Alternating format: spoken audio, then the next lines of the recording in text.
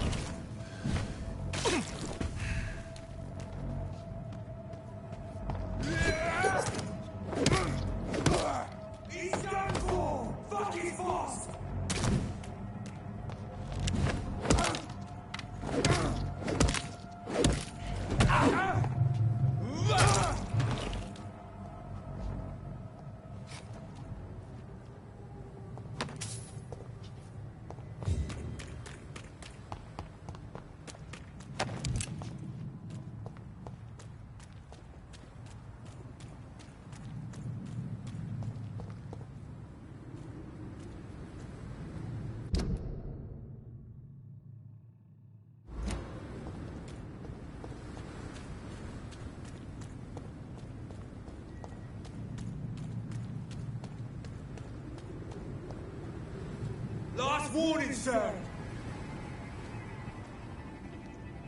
Don't come closer, sir!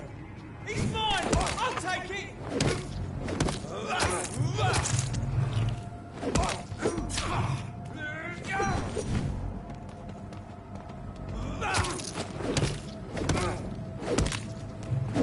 We have to stop it!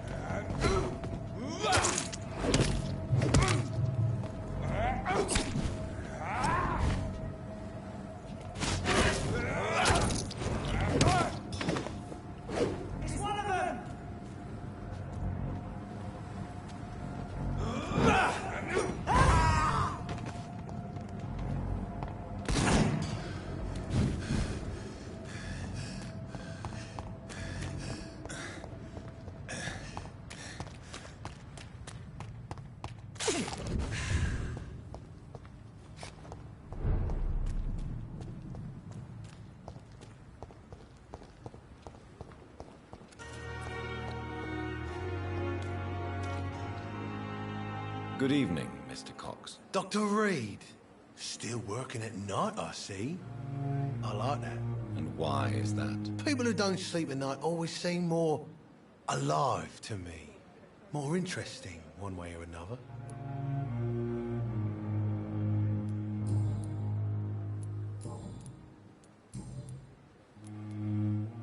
How is your hospitalization going, Mr. Cox? This is a shitty place with shitty staff. As long as I'm treated all right, I'll be fine. What's wrong with the Pembroke staff? That bastard you sent to bring me here, Milton. I thought he was going to break all my bones before I reached my bed. I see. Any other smart comments? The nurses aren't too ugly. Especially that foxy one, Nurse Crane. Pretty brunette, tough attitude, all like that. What's wrong with the hospital? Come on, Dr. Reed. The place is a dump. Smelly, sad, and dirty. But you're alive thanks to the efforts and dedication of the staff here, aren't you? What are you expecting, a medal? I thought that saving lives was just part of the job. Must be an unsatisfactory profession at this time, I'm sure.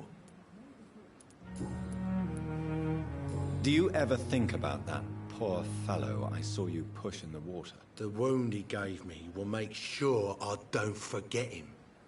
Still fucking hurts. Boss had cut me good.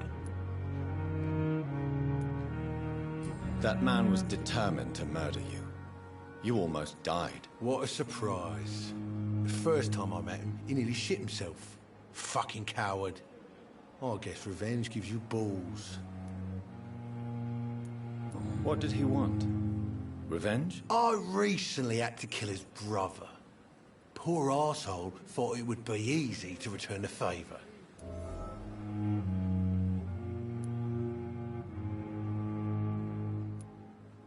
Perhaps you're right. Maybe only the strongest will survive in these dark times. If there must be only one, in the end, make no mistake, I'll be the winner.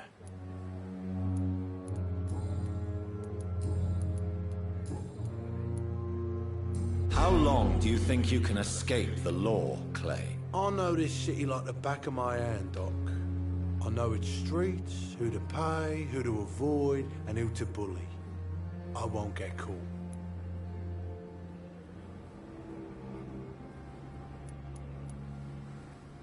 We can't escape the consequences of our actions. The past catches up with us in the end. I ain't afraid of death. I don't hide who I am. I live my life honestly, which is more than I could say for most folks. And who are you, then? I'm the leader of the Wet Boot Boys. One day, I'll leave this shitty place and punch in the face all who thought I would not come back.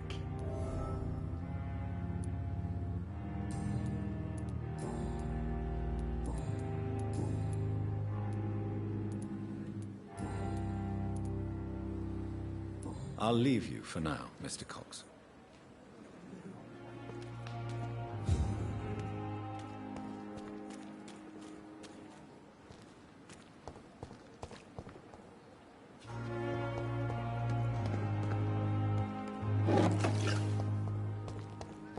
Perhaps I should have considered the offer from that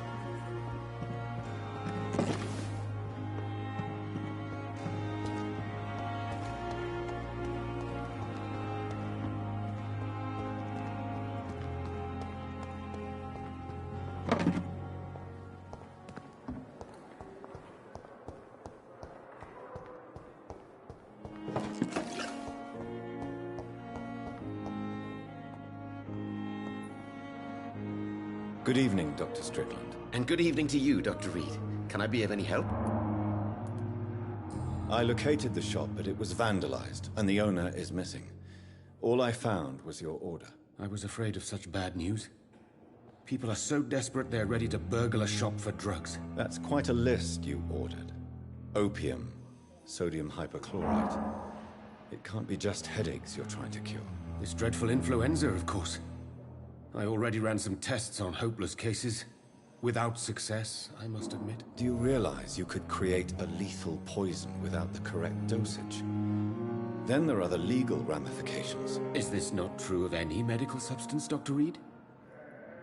However, if you would agree to improve it, I'd be glad to accept your help. As long as you promise to be scrupulous with your experiments, I may try to gather these substances, and even help improve upon the mixture. That's all I'm asking for, Dr. Reed. That's all I'm asking.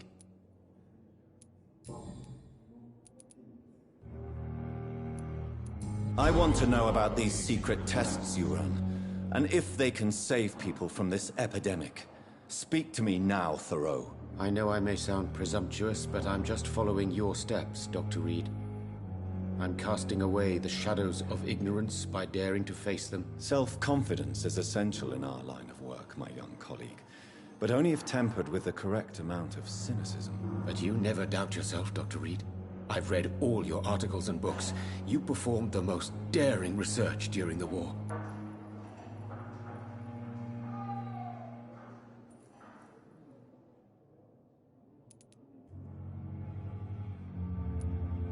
You can't be serious. You have to stop this before you lose yourself. Lives are at stake here, remember? I'm a competent doctor, and my value has been proven already. Frankly, I'm disappointed to hear you, above all, speaking so ill of me. Do you need my medical attention, dear colleague? You don't have to worry about me, Dr. Reed. I am here to assist you, not to be a burden.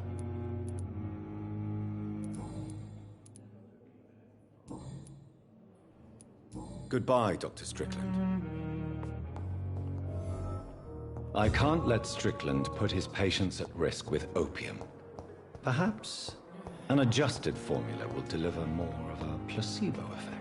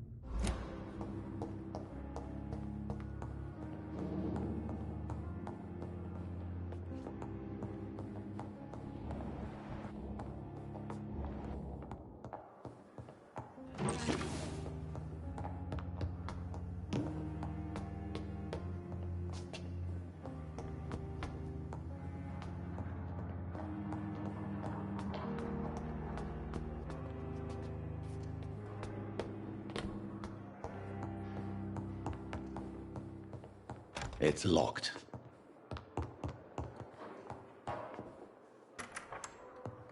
Please, Jonathan, come in. Fascinating, is it not? In the last decade, so many mysteries have been brought to light with our microscopes. The human body, biology's penultimate frontier. The more we explore its boundaries, the less we're able to trace a clear line between life and death. You, my friend, have a foot in both countries. The view must be vertiginous. It's at least as vertiginous as chatting about vampires with you, I would say. This must be all so new to you. This area of town, the hospital, a brand new life. How stimulating it must be. I wish I could share your enthusiasm, Dr. Swansea, but my condition defies scientific categorization. Undead? Unalive? Immortality defies logic. I cannot express my thrill at this serendipitous turn of events. The world's most eminent specialist in blood transfusions, a vampire. One might say a gift from heaven.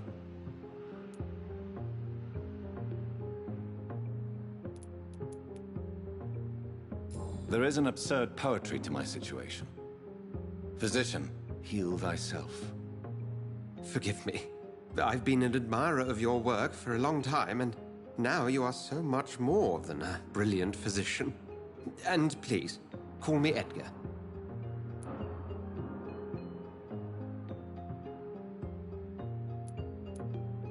There is no need to apologize, Edgar.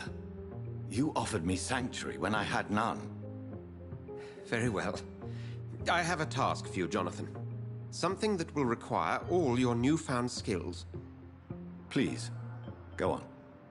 The Pembroke only survives through the generosity of our benefactors.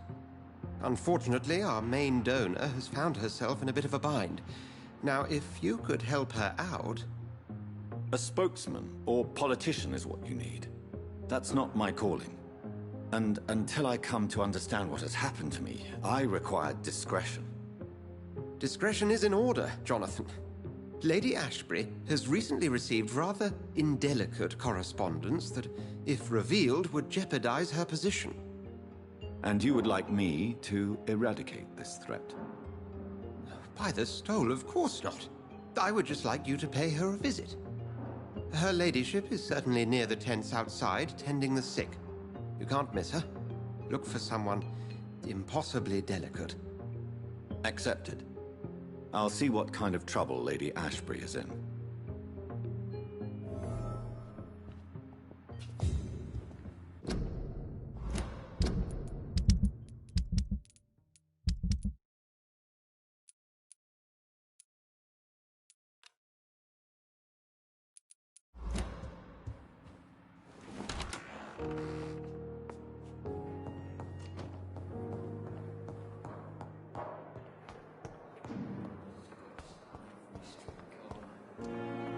Good evening, Miss Howcroft.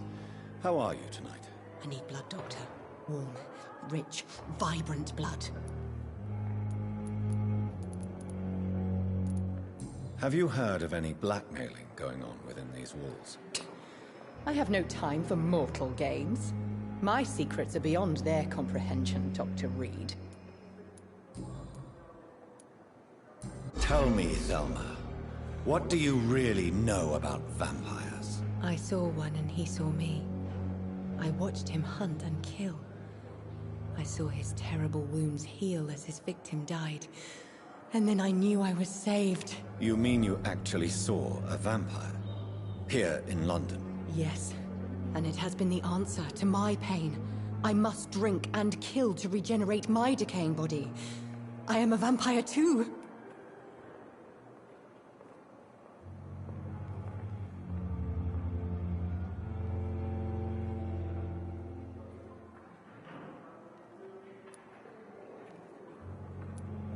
No, you are deluded.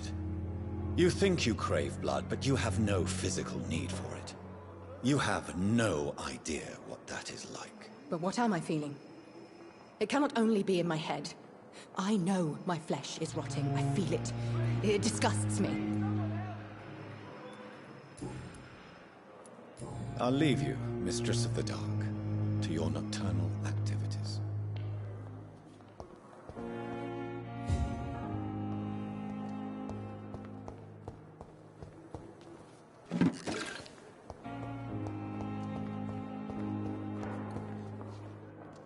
Good evening, Nurse Hawkins. Good evening, Dr. Reed.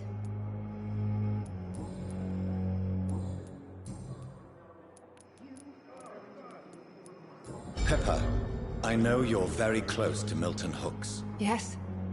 Milton Hooks is my man. If you want to report me for that, just feel free, Doctor. I have no intention of reporting you, Nurse Hawkins. But are you aware of the risks? The rules say I won't be allowed to work as a nurse anymore.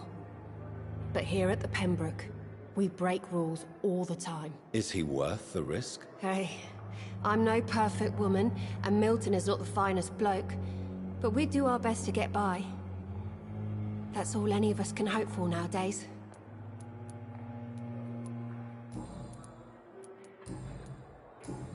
Goodbye, Nurse Hawkins.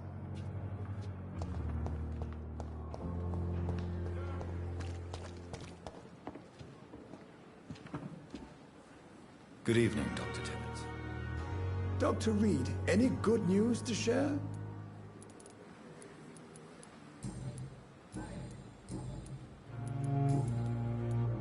Have you heard of any underhand dealings going on in this hospital?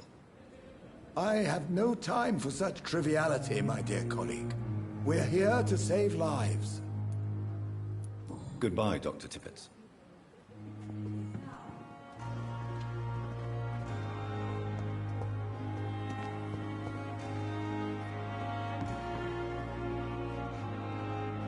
Good evening, Milton. Good evening, Doctor. Still trying to save lives?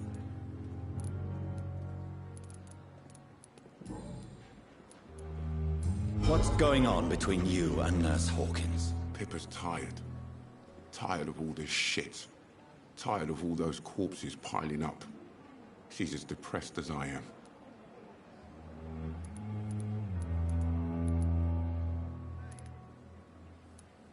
During the war, I witnessed a few couples just like you come together in difficult circumstances. It can be very damaging. Maybe you're right. But we support each other. And that's all that matters. You do realize you could both get fired. Hospital staff are not meant to have intimate relationships with one another. Come on, Dr. Reed. Do you know how many rules are broken in this hospital every day just to keep it running? There's nothing wrong with what we're doing. Have you heard of any underhand dealings going on in this hospital? There are a lot of secrets round here. I'm not surprised someone tried to make money from them. What kind of secrets? I'm not in the gossip business, Dr. Reed. If you want to know more, you better talk to Harriet Jones. She's the oldest patient here. I'd like to see your goods. Wise choice, Dr. Reed. A reliable gun is what everybody needs these days.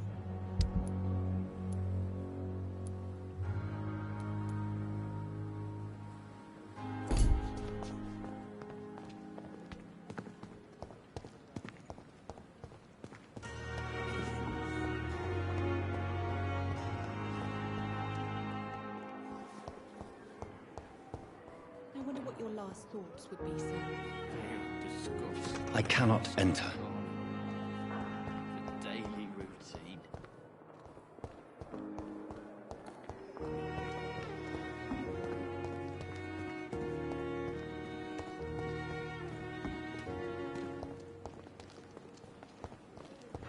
Another night of the glorious concern. Good evening, Nurse Brannigan. Good evening, Doctor.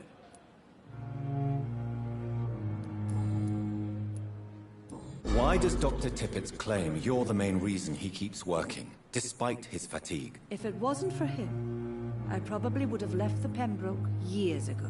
Dr. Tippett does not think of you as just a nurse anymore, does he? If you're suggesting he's not taking my gender into consideration when it comes to medical practice and knowledge, I really hope he doesn't. Goodbye, nurse. Call me if you need assistance.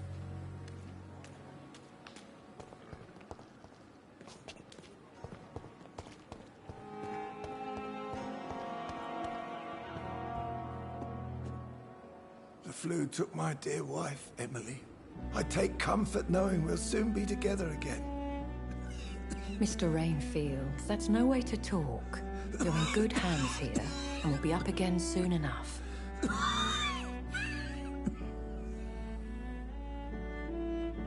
Now do me a kindness and get some sleep. I'll be back round later. Your words are kind, the blessings of an angel.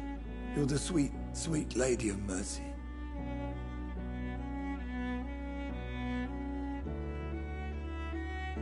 Good evening, Dr. Reed. It's a pleasure to see you again. You seem surprised. Dr. Swansea has brought me up to speed concerning your recent appointment to Pembroke Hospital. You're a vamp...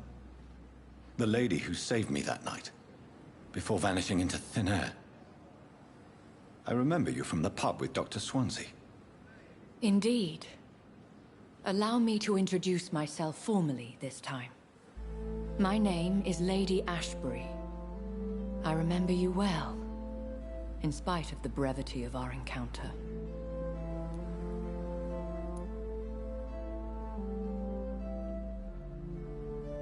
Apologies. You've taken me by surprise. I'm very happy to see you. The pleasure is mine, Doctor. I hope you're more disposed to answer my questions now. You must have countless questions, but our rather urgent matter first. Swansea has explained. My cover, if you prefer, has been compromised.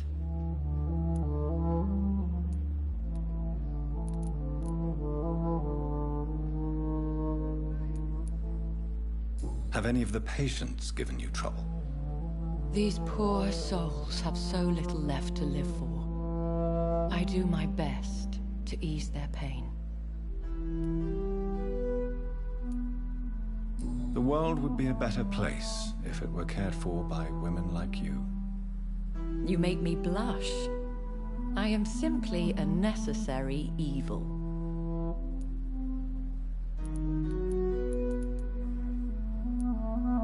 Dr. Swansea has commissioned me to be your agent in this matter. You could start by explaining what's amiss.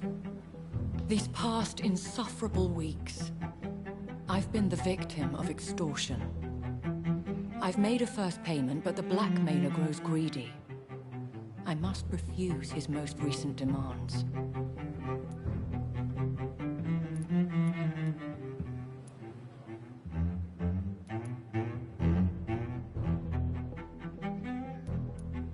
Who would be so foolish as to threaten you?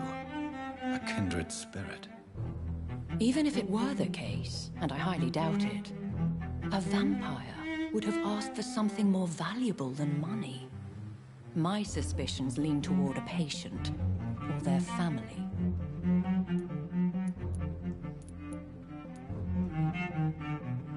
Please continue. Every detail is essential. I'm your man. My embarrassment in this matter is eclipsed only by my shame at having put the hospital at risk. The threat from our anonymous scoundrel is clear. A list of dates. My visits coinciding with the dates of suspicious patient deaths due to massive blood loss.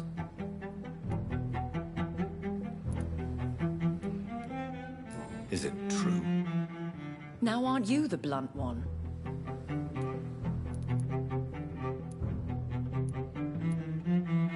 Excuse my impertinence, your ladyship.